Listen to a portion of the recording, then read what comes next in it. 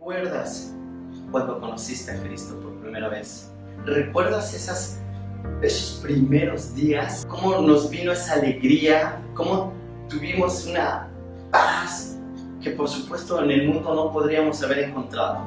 ¿Cómo comenzamos a ver las circunstancias de una manera diferente? ¿Y sabes qué era lo más increíble?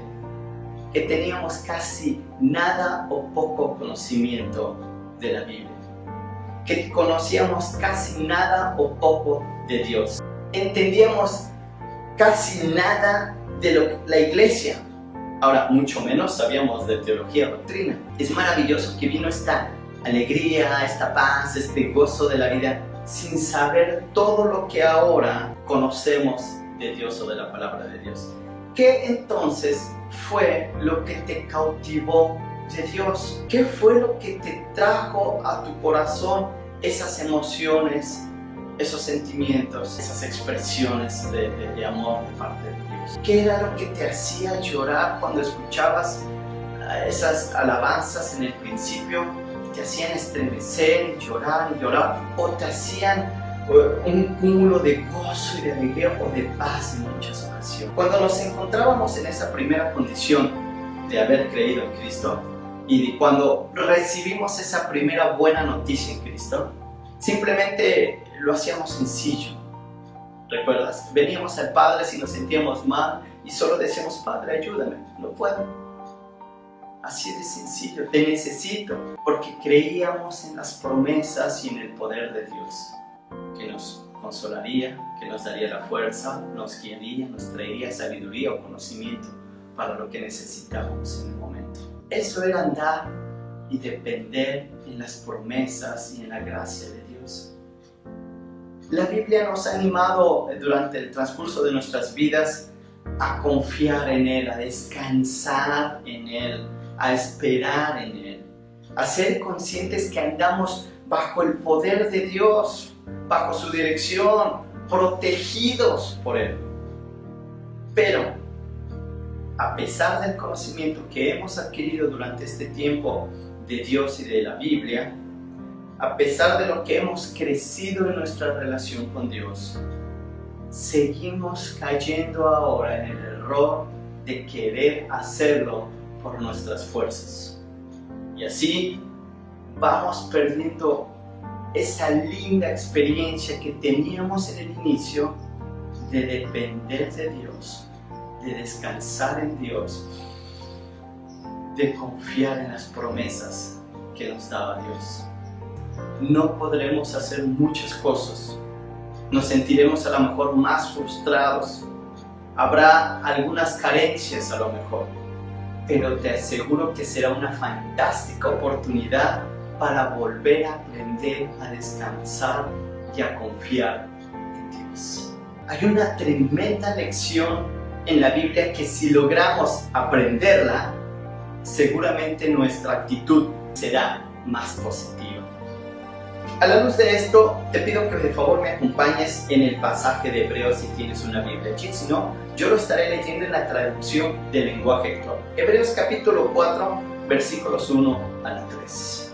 Dice así: por eso, mientras siga en pie la promesa de descansar con Dios, debemos tener cuidado. Sería una lástima que alguno de ustedes no pudiera recibir de Dios ese descanso. Versículo 2. Porque nosotros oímos la buena noticia, igual que aquellos israelitas que salieron de Egipto, solo que a ellos no les sirvió de nada oírla, porque no creyeron en el mensaje. Nosotros, en cambio, los que sí hemos creído en la buena noticia, disfrutaremos de la paz y de la tranquilidad que Dios nos ha prometido. Hermoso pasaje, Hebreos capítulo 4. Ahora, la pregunta es: ¿por qué esa advertencia en el versículo 1? Tengan cuidado, teman. Y creo que es porque todo creyente caemos en una de estas tres categorías. La primera categoría es aquel que está en movimiento, haciendo cosas. Son personas que están en el proceso de lograr o alcanzar algo. Algunos tal vez están siguiendo metas. A estas personas no las hallaremos sentadas, mucho menos perdiendo el tiempo. Aunque en estos creyentes no es una garantía de que encontraremos fruto espiritual o alguna cualidad que admirarles. La segunda característica es aquellos creyentes que simplemente están ahí sentados, que se encuentran en un punto muerto. Nunca se entusiasman ya, lo que pareciera que nunca podríamos sacarlos de ese estado. Aún quiero pensar que si Jesús viniera, te dirían ellos de seguro: no te entusiasmes mucho, David, no, tranquilo, no tengas prisa. Ellos sencillamente quieren vivir hasta cierto punto relajados. Ahora podríamos entonces, con estas dos características, tal vez responder a la advertencia del versículo 1. Teman. ¿De qué deberíamos de temer? Teman de caer en estas dos condiciones. Teman de no permanecer en la tercera condición, que es los que han aprendido a permanecer en las promesas de Dios. Esos que han aprendido a descansar en Dios, a estar confiados en su poder y en sus promesas. Esos que han aprendido a confiar en Él. Para los que hemos permanecido en las promesas de Dios, para los que permanecemos en la gracia de Dios día tras día, los que hemos aprendido a esperar en Él, hemos aprendido a aplicar y a responder a lo que el Señor quiere para nuestras vidas. Eso varía dependiendo del temperamento de algunos de ustedes. Eso varía y depende de su agradecimiento de algunos de ustedes. O depende de la disposición para con el Señor que alguno de ustedes ha tenido durante el transcurso de sus vidas en su relación con Dios. Sin embargo, esos son creyentes que están allí experimentando la gracia, experimentando el reposo, el descansar en las promesas que Dios nos dio ya, de que todo estará bien. Proveerá, cuidará, confortará, perdonará, amará, guiará, y aun si nos viniera la muerte o alguna otra razón, no temeremos, porque sabemos cuál es nuestro destino en los cielos, delante del Señor, y por eso vivimos descansados en las promesas o en esta promesa de Dios. Permíteme ilustrártelo con el ejemplo de María y su hermana. En Lucas capítulo 10, versículos 38 al 42. En Lucas capítulo 10, 38 al 42 dice así: En su viaje hacia Jerusalén, Jesús y sus discípulos pasaron por un pueblo allí. Allí había una mujer llamada Marta, quien recibió a Jesús en su casa. En la casa también estaba María. Ellas son hermanas de Lázaro. Bueno, María, que era hermana de Marta. María se sentó junto a Jesús para escuchar atentamente lo que él decía. Marta, en cambio, estaba ocupada en preparar la comida y los quehaceres de la casa. Por eso se acercó a Jesús y le dijo: Señor, ¿no te importa que mi hermana me deje sola haciendo todo el trabajo de la casa? Dile que me ayude. Pero Jesús le contestó: Marta, Marta, ¿por qué te preocupas por tantas cosas? Hay algo más importante. Y María lo ha elegido y nadie se lo va a quitar. Primero, aunque pareciera que Marta está en movimiento y haciendo cosas, está perdiéndose lo más importante de su vida. Y pareciera que en ese momento de su vida no hay mucho que podamos apreciar de ella en ese momento. María, en cambio, por decisión propia, opta por colocarse a los pies de Jesús y descansar al escuchar lo que Dios tenía para ella y sus promesas en su vida. Las promesas en nuestras vidas, nos dice la Biblia, que son eternas y nadie podrá quitarnos. Ella estaba escogiendo lo mejor. Ahora, tiempo después, Jesús les recordaría a ambas nuevamente esta valiosa lección. ¿Recuerdas cuando va a resucitar a su hermano Lázaro, quien tiempo después moriría? Ambas hermanas estaban allí ya 4 días después y se enteran que Jesús viene al cementerio. Entonces, una de ellas va hacia él y al encontrarle le da una queja. Si hubieras estado aquí, mi hermano no habría muerto. Después, su hermana tendría el mismo encuentro con Jesús y le diría las mismas palabras. La diferencia aquí está en que Jesús les dio una respuesta diferente. Y a Marta sería un llamado nuevamente a aprender a descansar y confiar en las promesas de Dios, que es lo más importante y lo cual nunca le sería quitado. Le diría en ese momento: no te dije que si creyeres verás la gloria de Dios, sus promesas aplicadas en nuestras vidas. ¿La normalidad pasada? Por supuesto que no. No quiero volver a la normalidad. ¿Por qué? Si hoy puedo y tengo la posibilidad a seguir creciendo, a seguir innovando, a seguir soñando. Hoy puedo volver a comenzar. Hoy Dios me ha dado nuevas oportunidades que no tuve el año pasado. Ustedes, matrimonios, hoy pueden amarse como no se habían amado en la normalidad pasada. O pueden besarse apasionadamente como no lo habían hecho en la normalidad pasada, abrazarse con locura el día de hoy. Ustedes, jóvenes, pueden seguir soñando sin que nadie apague sus ideales. ¿Quieres a esa chica? ¿O quieres a ese chico? Hoy puedes hacérselo saber, no necesitando de la anterior normalidad. Seguimos viviendo con la misma esperanza que cuando por primera vez conocimos al Señor Jesús. Seguimos viviendo con esas mismas promesas en nuestras vidas.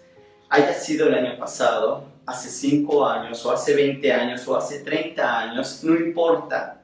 Seguimos teniendo las mismas promesas, seguimos teniendo las mismas herramientas, el mismo poder, el Espíritu Santo para hacer o deshacer. Yo no voy a hacer más, ni puedo hacer más de lo que ya hizo Jesús en la cruz. Él ya venció. Y el Señor quiere que aprendamos esta valiosa lección en Hebreos 4. Aprender a descansar en su victoria y descansar en sus promesas. Por eso la advertencia en el versículo 1. Temamos, cuidado de perder esta esperanza y descansar así cada día en las promesas de Dios. Ahora, eso no parece propio del Señor cuando siempre nos está diciendo: no teman, no teman, no teman. Bueno, acá es un temor a no tener la correcta actitud o condición en nuestras vidas. La correcta actitud: aprender a descansar en las promesas y en nuestra confianza en Dios. Mira que te mando que te esfuerces y seas valiente. No temas ni desmayes, porque Jehová tu Dios estará contigo en donde quiera que vayas. Una promesa nada más, solo por mencionarla, de las muchas que tenemos en la palabra de Dios. Ahora, el escritor de Hebreos en el versículo 2 hace un recordatorio en una ilustración que aquellos israelitas nunca debieron haber olvidado. Es decir, durante 40 años deambularon por el desierto muriendo cada día muchísimos debido a las enfermedades que les aquejaban en ese momento. Ahora, luego el autor de Hebreos en el versículo 3 nos dice o añade, pero los que sí hemos creído disfrutaremos de la paz y de la tranquilidad que Dios nos prometió. Lamentablemente en la historia los israelitas que no creyeron, al otro día volvieron con Moisés para decirle que siempre sí irían. A lo que Moisés les respondió, es demasiado tarde. Ellos dijeron, de todos modos iremos. Y Moisés les dijo, les aseguro que si van, será y es demasiado tarde. Y nosotros sabemos cuál fue el fin de ellos. Uno de ellos recibió la promesa de Dios. Queridos oyentes, el tiempo es muy importante para Dios. Cuando Él nos hace una advertencia, cuando nos hace una exhortación, es porque tiene en mente lo que más nos conviene. Por eso al comienzo del versículo 1 nos dice, teman de no poder alcanzar esto. No lo estropeemos nosotros. Acompáñame al versículo 9 que dice así, pero todavía esperamos el día en que nosotros, el pueblo de Dios, recibiremos el descanso que Dios nos ha prometido. Ese reposo habla de dependencia en Él, de confianza en Él. Habla de poner fin a nuestro sentido de esfuerzo propio, de hacer las cosas a nuestra manera y más bien a comprometernos a descansar en sus promesas. Y sus promesas son en Él sí y amén. Nuestro primer impedimento para aprender a descansar en la gracia y en el poder y en las promesas de Dios va a ser la incredulidad. Estarás dudando en tu corazón o estarás aún negando estas promesas o esta lección. Por eso nos lo recuerda el versículo 6 y 7, ahí en Hebreos 4. Si cuando tú iniciaste al seguir a Jesús y no cambiaste nada, no dejaste nada, o no renunciaste nada, y por lo tanto no te costó nada, así que quiero entender que no experimentaste nada, como por ejemplo lo que mencionamos, la paz interior, la esperanza en la vida que tenemos. Entonces, déjame decirte que quizás no sigues a Cristo y no has experimentado entonces la alegría de descansar en la gracia y en las promesas que Dios nos da en su palabra. Si ese es tu caso, aún puedes creer en Él. Él está vivo, Jesús está vivo y aún puedes tener esta esperanza en el porvenir de tu vida. Podrías en Él encontrar un propósito y la alegría para tu vida que tanto necesitas. Solo tienes que creer que Jesús quiere y puede hacerlo en tu vida y pedirse.